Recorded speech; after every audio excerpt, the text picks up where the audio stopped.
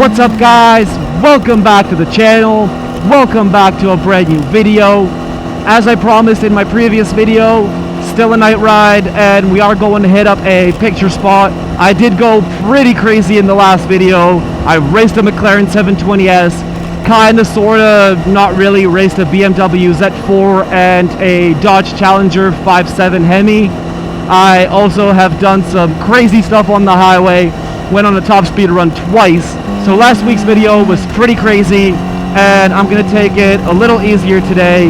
We are gonna hit up that picture spot, talk about a few things, and I mean, we are gonna have a little bit of fun here and there as well. And right off the bat, I want to talk about one thing. You guys might have noticed it at the end of the Hornet SP review and in the whole last week's video.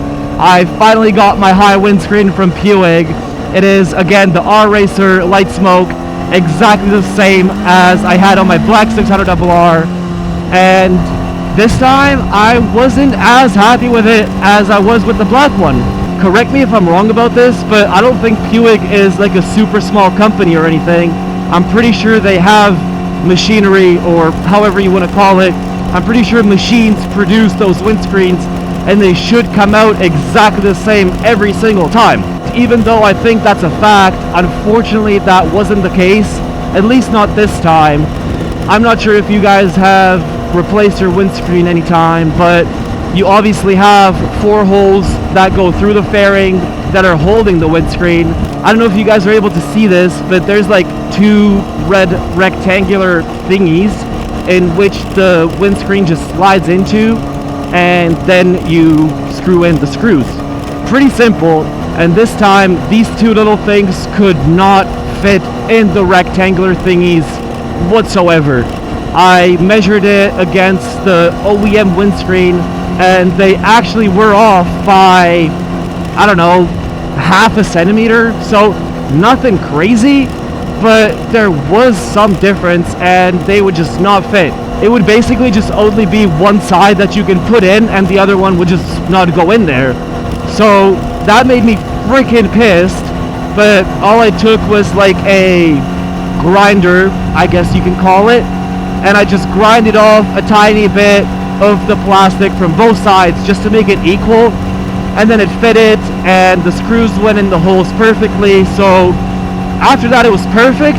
It was a little annoying, and if it fits perfectly the first time, why can it not fit perfectly the second time, right? I guess you can also say that could be Honda's fault for messing up with like the rectangular thingies. I also still have my OEM windscreen from my black 600RR, so I measured the OEM windscreen from the red bike and the black bike, and they were obviously exactly same.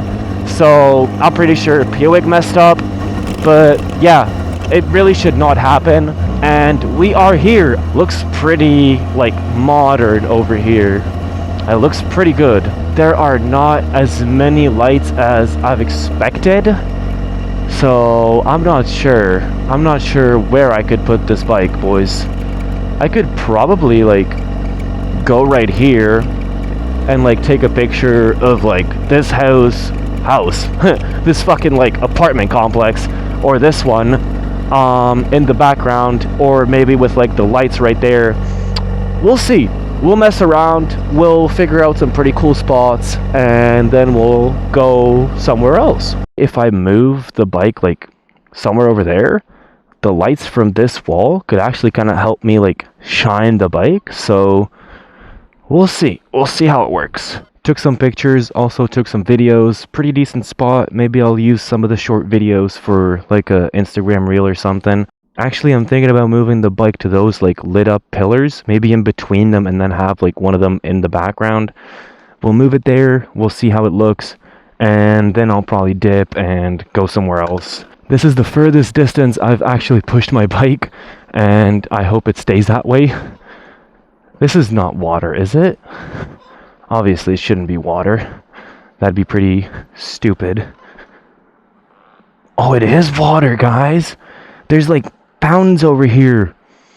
That's so dope. Well, unfortunately they're off, but definitely super cool spot.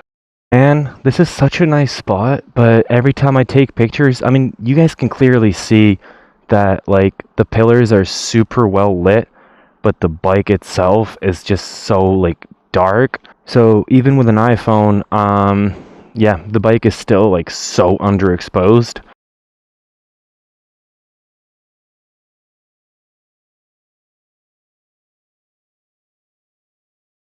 We got kicked out, boys. I don't know why, like, I'm literally bothering nobody here. I'm not, you know, being a menace. I'm not starting the bike up. I'm just quietly taking pictures, but security came out. And, yeah, we got kicked out. I mean, the security guy was decently nice. And I told him if I can just, like, stand right here, do, like, 2 more pictures, and then I'll be gone. And he's like, sure, but, yeah, 2 pictures and dip. And don't start the bike here. And I was like, don't worry, I won't. Joke's on him, I took 5 pictures instead of 2, so fuck yeah, boys. We'll grab a tiny break. And why is it squeaking so hard? What the fuck? I don't know if you guys can hear that. Oh. Either way, can you hear that?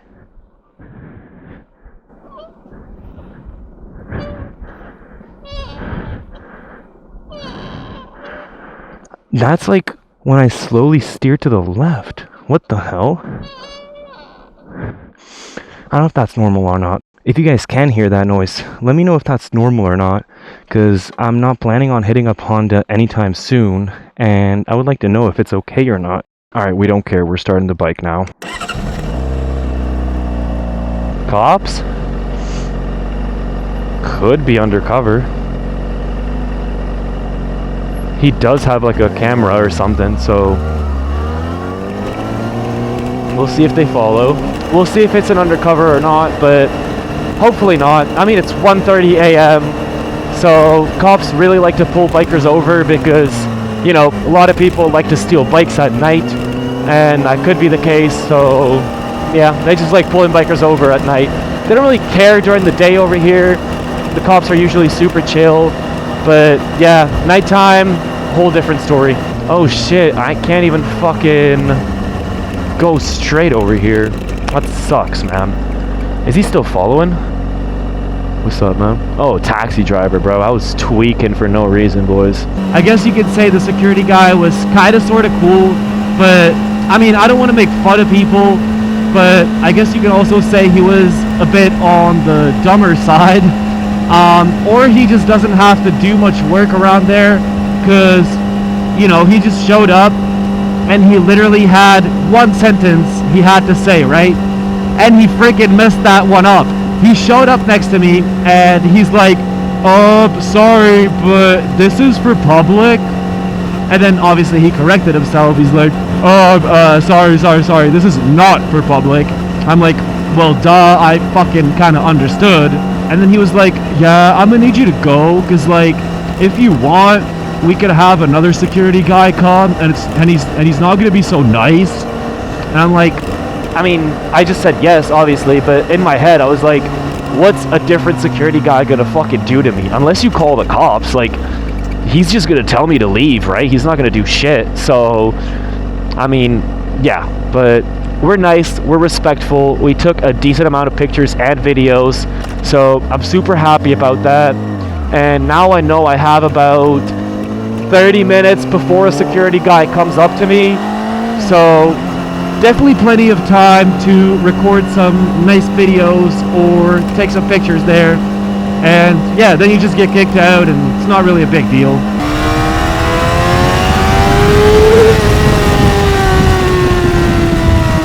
Man, the way this bike pulls is just so unbelievable. Like, the Hornet SB that I tried out, obviously that has way more grunt and the lower RPMs, but once you get to rev this bike out, oh my god, the power you get is just so unbelievable. And I would say this pulls like at higher RPMs, even though it has like 25, 30 less horsepower, I feel like it pulls more than the Hornet did. But obviously that might just be a feeling. The Hornet also makes its peak power at 11,000 RPM, and this is like 14 and a half. this starts fulling at 11,000 RPM. So that's like a pretty big difference, obviously. But yeah, like I said, maybe it's just a feeling. All right, this is a little too slow for me, sorry.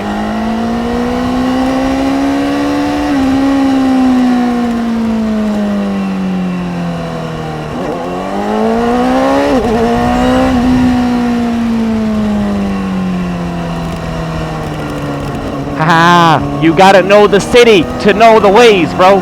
Why am I going back here? I've literally been at that road. Actually, you know what? Let's probably just cross the bridge and go on the other side. We've been here in the last video, or kind of like in this area, so let's switch it up at least a little bit. Oh, if I had a supermoto, I would just fucking jump this curb and go across the bridge already, but we need to work on our launch, but I think with this much traction control, yeah, it's not possible. And this road is not the best to fucking launch your bike at. I mean, it kind of makes sense because this bike wants to break traction and wants to lift the front wheel in first gear pretty easily. So keeping traction control on will just cut the power right from the launch. So if I want to launch this thing, I will need to like turn almost everything off, and I'm still pretty scared to do that, guys. Maybe on like a ideal road with no cars and like absolutely no bumps, nothing, maybe then I would try it. But honestly, this bike still kind of scares me, and I just like to keep my traction control on, my wheelie control on.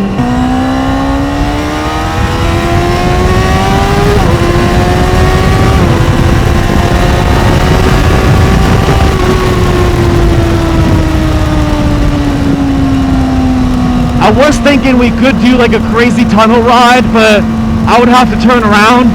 It's not really a big deal to turn around, but I don't know. We could also just go this way, and this is kind of like a highway-ish thingy, so we can still have some fun here, and then I'll probably end off the video, boys.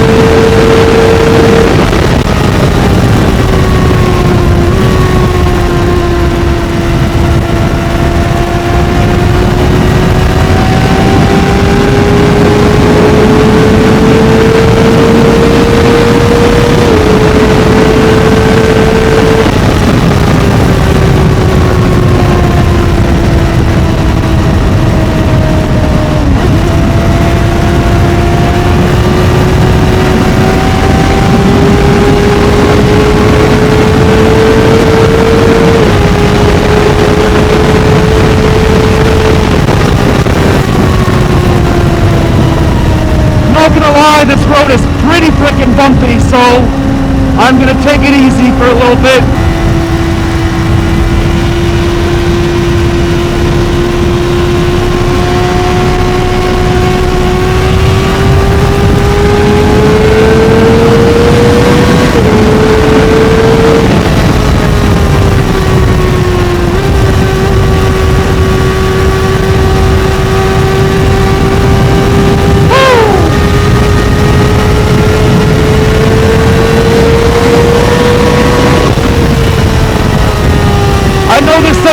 Also pretty freaking bumpy, so we are going to take it a little easy again in these few turns.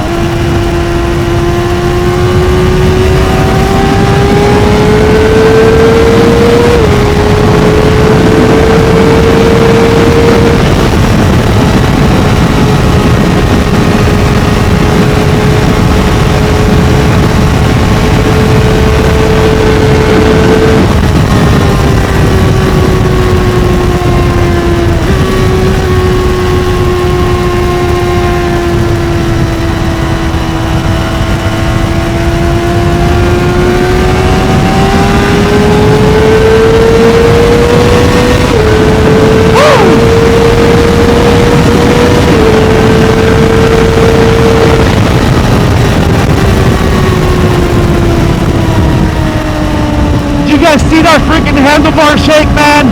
That got me a little freaking scared, not gonna lie. A little bit of a crazy run, boys, but I am getting a little bit tired. It is almost 2 a.m. and I got like 30-40 minutes to get home, and I did not realize that. So I think I'm gonna leave it off here.